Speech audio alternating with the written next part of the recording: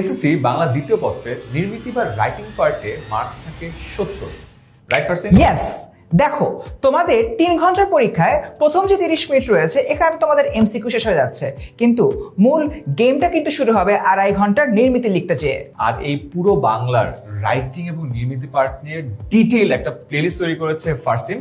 এই প্লেলিস্টে তোমরা শুরু থেকে শেষ সবকিছু পেয়ে যাবে এবং এই প্লেলিস্টে স্পেশালি তোমরা জানতে পারবে হলো এই পুরো প্লেলিস্টটা আমি এমন ভাবে সাজিয়েছি যাতে করে একটা আবেদনপত্র বা একটা প্রতিবেদনপত্র শেখার মাধ্যমে তুমি 10, 20, 30, 40 হাজারটা প্রতিবেদন বা আবেদন লিখতে চাও, তুমি কিন্তু খুব সহজেই শিখতে পারবা।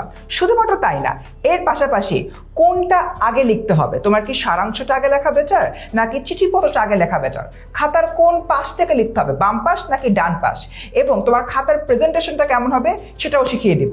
মোস্ট ইম্পর্টেন্টলি যেটা তোমরা সবচেয়ে বেশি জিজ্ঞেস করো, ভাইয়া কত পৃষ্ঠা লিখবো, কতক্ষণ সময় ধরে লিখবো, এই সব কিছুর ডিটেইল এলাবোরেশন থাকবে এই প্লেলিস্টে। একটা দেখবা সবগুলোর নিয়ম শিখে যাবা। ইউটিউবে আমাদের 10ms ক্লাস 6 to 10 যে চ্যানেলটা আছে সেখানে পেয়ে যাবা।